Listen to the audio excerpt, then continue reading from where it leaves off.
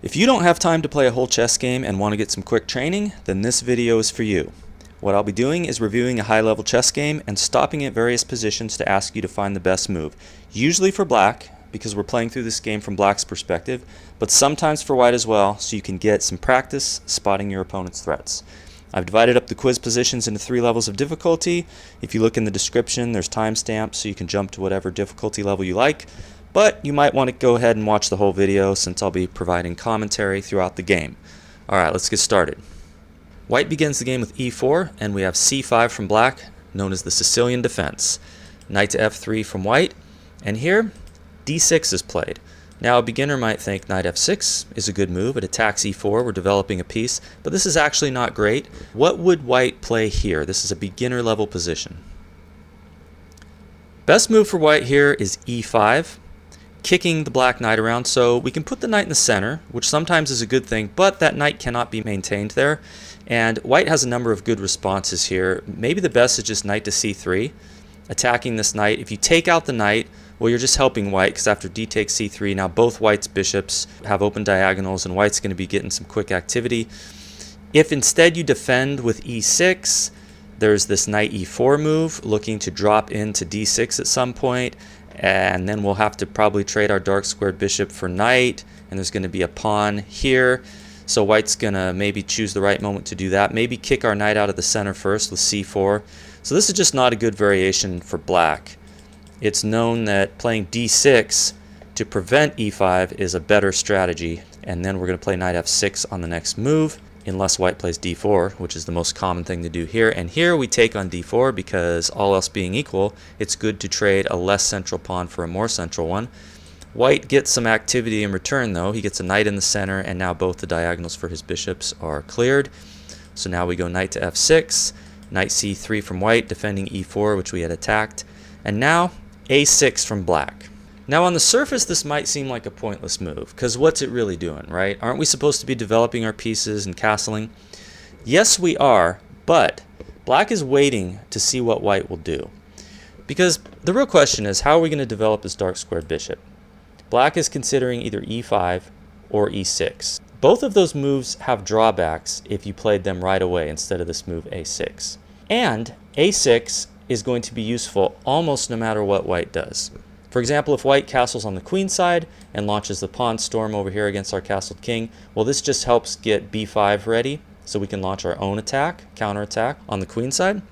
So it's going to be useful in that case. It's also useful even if white castles king side, because queen c7 is an ideal square to develop the queen on this half open file, and the queen won't be harassed with a move like knight b5.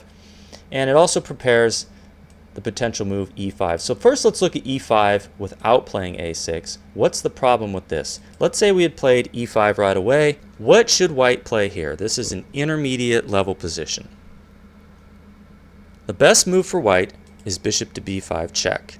And now black is either going to have to give up the light squared bishop, get the bishop for bishop trade, or give up control of f5. So we want to keep the light square bishop on board, because now this d5 square, that's a weak square for us. We want to have as many pieces controlling d5 as possible. So if you just go bishop here, then white can take and take. And now there's one less piece that can control d5. If we could have taken with a knight here, that would have been good for control of d5, because, you know, if white plays bishop f6 and then takes out that knight, we can recapture it with a knight. But we really needed to keep the queen here, and there's a reason for that, because we want to also address this knight to f5 move. If knight to f5 is played here with the queen on d7, this is another intermediate level position. What should black play here?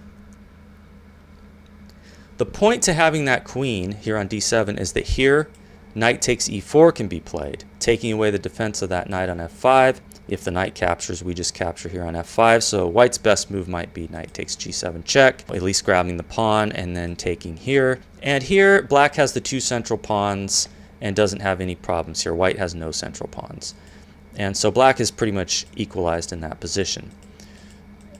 Now let's look at if we had played e6 right away instead of this a6 move. Okay, so this allows an early g4 by white. This is a good move because This just saves white a tempo. He doesn't have to prepare it with a move like f3 first. Normally the concern is, if we had played a6 and we waited for bishop e3 before playing e6, now it's a little different with the bishop on e3. This is the critical line here. g4, we attack the knight, which exposes the attack of two pieces on this pawn. Knight f5, g6. Okay, once that knight moves, we can capture on g4. If the bishop was not on e3, the knight could defend from e3. That's why we wait for the bishop to be on e3 before we allow this early g4. So we play a6, and then we wait to see bishop e3. Now we play our e6 move. And note that g4 can't be played before e6 because then we'll just capture it. That diagonal's still open. So e6. Now if g4, this is a little different. e5, knight f5, g6. Knight can't defend here. So what's normally played by white is g5 to counterattack. Because if you move the knight, then you just lose this pawn. So you counterattack with that pawn. And this is just a whole nother variation that gets pretty complicated. But black is actually fine in that line. So e6. And now white prepares the move g4 with f3. And now black plays the best move, b5. Looking to go to b4, kicking the c3 and knight away from where it can control the center, and then we're going to try to play d5. This is black's best strategy against white's strategy of castling on the queen side and launching the pawn storm. Black is actually considering keeping his king in the center, where it will be safer. For example, if you just go bishop e7 here instead of b5 and just say, okay, I'm going to castle king side, you know, we got this g4, black can castle, and then white can push with g5. Here, you can't really stop g5 with h6. I mean, it's not a good idea because that just gives white something to bite on. You know, we want to keep our pawns close to our king. So g5 kicks our knight away, and then white will go ahead with h4, and then we could play b5. But white's attack is just coming faster, and it's known that white is the preferred side here, should have a winning game. I don't know if it's completely winning, but it's very uncomfortable for black. So it gives black a better game to actually play for central control, playing for this d5 counter attack to what white's doing over here on the queen side. A good way to counter a flank attack is to attack in the center. So black wants to take central control. So we're going all out for that. So we're playing b5 to kick this knight away, and white plays queen to d2, and then black plays knight b to d7. And the point of this is to control e5. We want to play d5 soon, but we don't want e5 to happen. Just grabbing space and kicking this knight away, so we want to control that square. So if e5 is played, we'll just capture it with the knight. Now g4 played by white. And now black can play h6 here, because since we're not going to castle, this doesn't really weaken the area where we're going to keep our king. So white castles, and here black plays the best move, b4. Now traditionally, bishop b7 has been a little more popular, but we don't really need to take more control of d5 here. The knight is already looking at that square, and it's better to kick this knight right away. This bishop may have a better home on d7. For example, there's a line where white captures this pawn on b4 with the queen, and then bishop d7 is a useful move, taking some squares away from the queen. And there's also a line where the bishop actually ends up going back to c8 sometimes, because white has this f5 move that ends up getting played, and then e6 needs more defense. So putting the bishop on b7 is a little premature. b4 is the stronger move, and after knight c to e2, what should black play here? This is an intermediate level position. Here black plays the best move, queen to c7. Now this is important before trying to play d5. If you didn't play queen c7 first and just went ahead with d5, the problem here is e takes d5, knight takes d5, and now this is an advanced level position. What should white play? Knight to f4 is the winning move. The threat is to sacrifice a knight on e6, getting two pawns for the knight, and just horribly exposing black's king. So black would like to make one of these knight moves to defend, either knight to b6 or knight to f6, adding more protection to the knight here, and also defending that e6 pawn with the bishop. But here it runs into problems. If you play the knight here, then there's this bishop c4 move. It's a nice square for the bishop, just increasing the pressure, and maybe a rook's going to come to the middle next. And this is just too much pressure for black to withstand. In the long run, white should win. Now this other idea, putting the knight here, you know, that guards c4 with the knight, so the bishop move isn't possible. But After this move, knight c6, attacking the queen, and the queen goes to c7, white has a strong move here. This is an intermediate level position. What should white play? Bishop to b6 is the winning move here. And you take, you're taking defense off of d5, and then knight takes here, queen takes, and the queen can't take the bishop because queen takes a8, wins a rook. So that's an example of the kinds of problems that black can have if you try to play d5 before this important queen c7 move. Okay, so now white pushes forward with h4, looking to get g5 in at some point. If queen takes b4 is played, it's a beginner level position. How should black respond? The best move here is d5, a discovered attack on the white queen, and this pawn's under fire. White can put the queen here, but after queen takes, knight takes. Now this pawn has some protection. Here's another beginner level position. What should black play here? This is a common idea you'll see in a lot of openings. e5, and then once that knight moves, we have a fork. And this is actually not so bad for white because white can grab two pawns for the piece like this and has some compensation because the black king is uncastled and weak. So white may not lose, but it's not a good thing to allow black to get away with. So instead h4 played, and now black can play d5. Bishop f4 is the move by white. If white were to play e5 instead, it's a beginner level position. What should black do? Well, we know that pawn can be captured, but it's important to capture it with the correct piece. Knight takes e5. If bishop f4 tries to pin the knight, we can just break the pin right away with bishop d6. Black is fine and has won a pawn. Hopefully you didn't say queen takes e5 because this would run into bishop f4 and this queen is trapped. Black will lose the queen. So that's an important tactic to watch out for in these openings where e5 gets played. But white goes bishop f4 instead, and black decides to play e5. It's a fork of the knight and bishop. Another line is queen to a5, and then the king goes over here to defend this pawn and then takes here. And a strong move for white is to not even recapture the pawn right away, but play bishop g2. And you don't want to capture again because I think this just gives white too much activity. Yeah, this rook is in trouble now. So that's an interesting alternative, but I believe the e5 is the stronger move. There's a fork. Of course, white has a way to deal with this. This is an intermediate level question. What should white play now? Well, hopefully you saw that moving this bishop is the correct move, but it's a question of where. Bishop to h2 is the correct square. And of course, black can't take the knight or else he's going to lose the queen. And it's important to put the bishop on h2 because white wants to play this g5 move, and this blocks the file. So that if black were to capture on g5, white can capture with this pawn and not lose the rook. See, that bishop is in the way. D takes e4 is played. Now here's a beginner level question. What should white play here? If you take here, the knight's going to take. So g5 is the correct move. We're going to kick the knight first before recapturing this pawn here. So black plays h takes g5. Let's look at if black had captured on f3. You might think this is a reasonable counterattack because, black is hitting this knight here. But let's look at this. Takes on f6. Okay, you got to take on e2. Bishop takes on e2. And then if we take on f6, then something like bishop f5, and this is just way too much activity for white. The black king is not going to survive. If you try to develop or something, then there's even like this kind of thing, knight e6 because this pawn's pinned.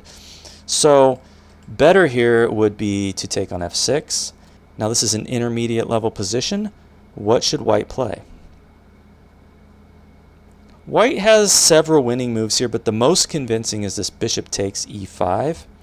And after queen takes e5, now this is a beginner level position. What should white play?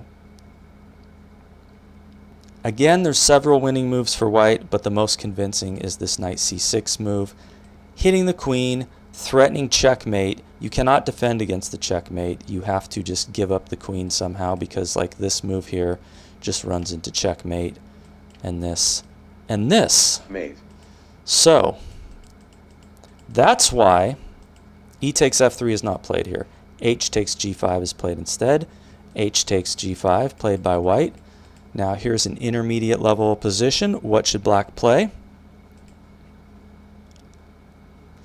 Okay, the best move here is actually rook takes h2 because we're going to grab two minor pieces for the cost of this rook, right? If you were to just move this knight, then f takes e4. This is good for white. But with this move, rook takes h2, rook takes h2. The point is we can take on d4 now, uncovering an attack on the rook, so white does not have time to take out our knight on f6.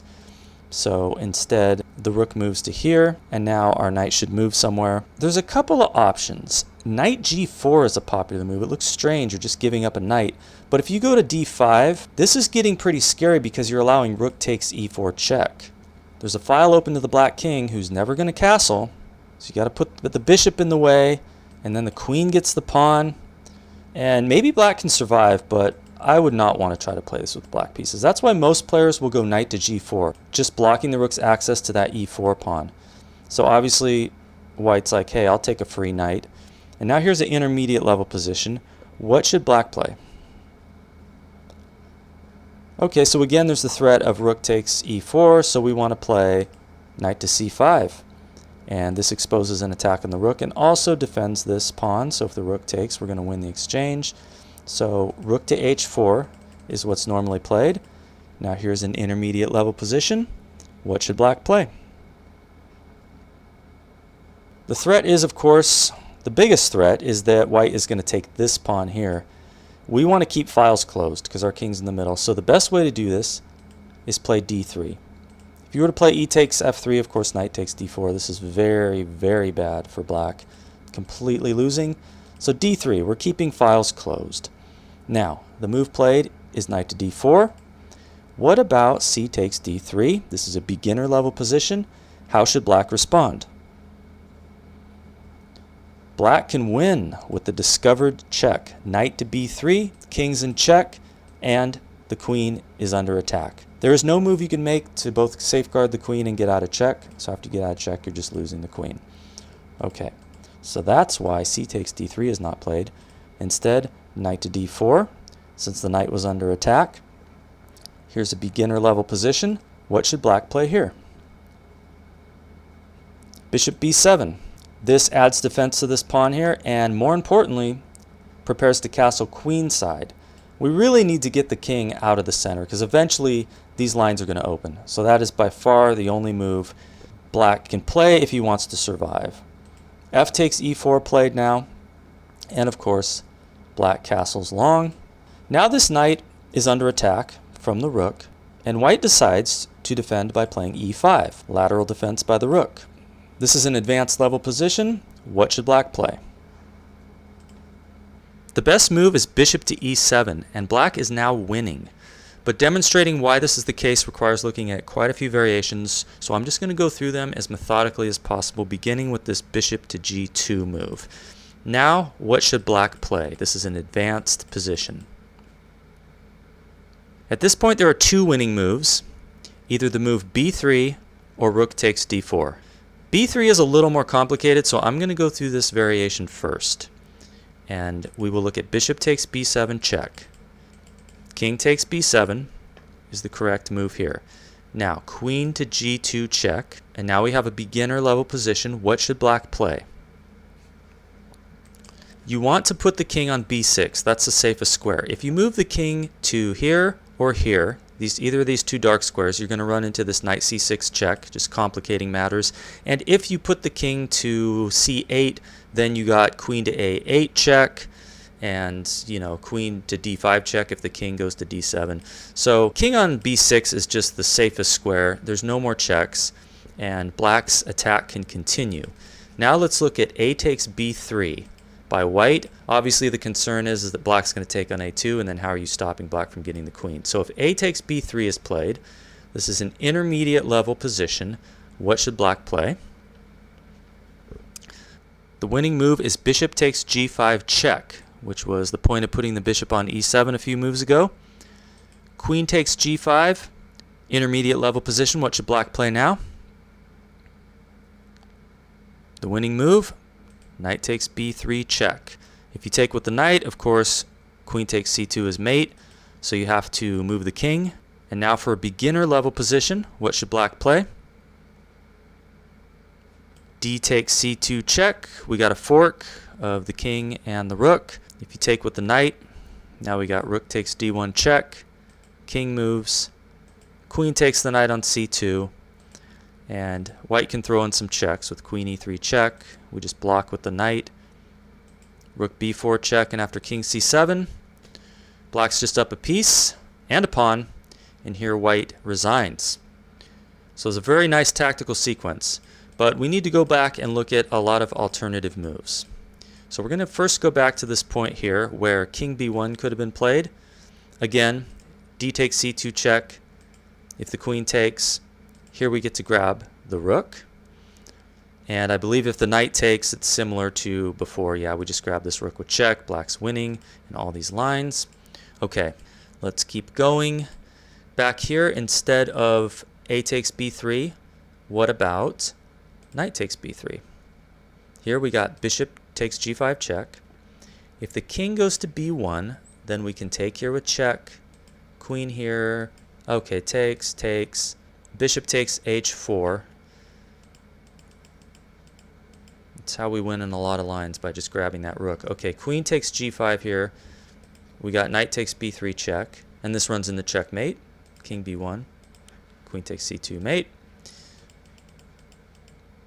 Now I want to mention this really desperate defensive try rook d to h1 here, but this is very easy to deal with, and there's multiple winning moves here for black. I think maybe d takes c2 is pretty simple, and like if you try to move the king here, I mean just queen takes e5. It's just completely lights out, threatening this. Okay, and then you can try taking the pawn at this point, but now maybe the simplest here is knight d3 check. King moves and we grab our queen. So the rook has to take, and then we take with check with the queen defended by the knight. King takes the knight. Now we got queen d1 check. And if you put the queen in the way, obviously it's just queen takes, king takes, and then bishop g5 again with check, winning the rook. And here's a nice line. If king to e3, trying to defend that knight, we got bishop g5 check, queen takes g5. Now here's a beginner level position. What should black play?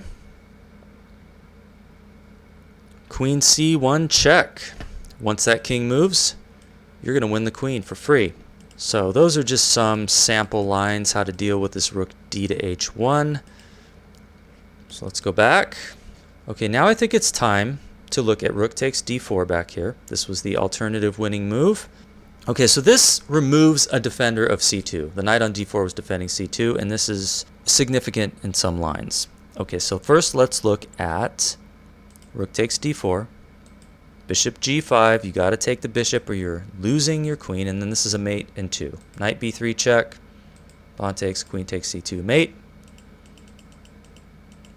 Back here you can throw in bishop takes b7 check, king takes b7.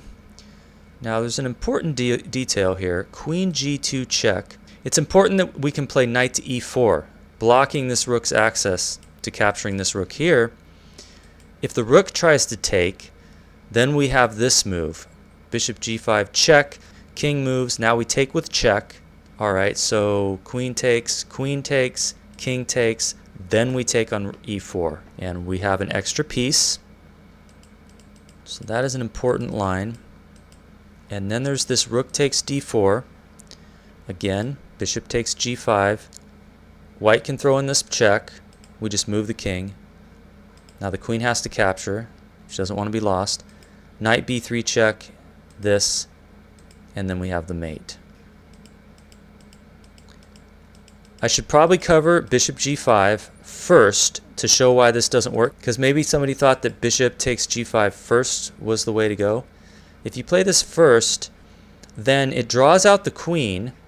Well, first white can play bishop takes b7 check, king takes, queen to g5. Yeah, the point is, if you try this rook takes d4 now, the queen can come back and check on g2. So now the queen's defending along here. That's why we want to wait till later to play that bishop g5 move, to draw the queen out at the last minute. See, now the king moves, and now there's just rook takes d4, and we don't have anything. If you try this here, then a takes b3, there's no mate. Yeah, that's why we wait before we play bishop takes g5. So I think that's it. I think that's all I have to cover. A very complicated game. especially at the end with all those tactics. But I hope you found it entertaining and instructive. And feel free to give me some feedback if you like these training videos. I'll probably be making more. So subscribe so you can be notified for the next one.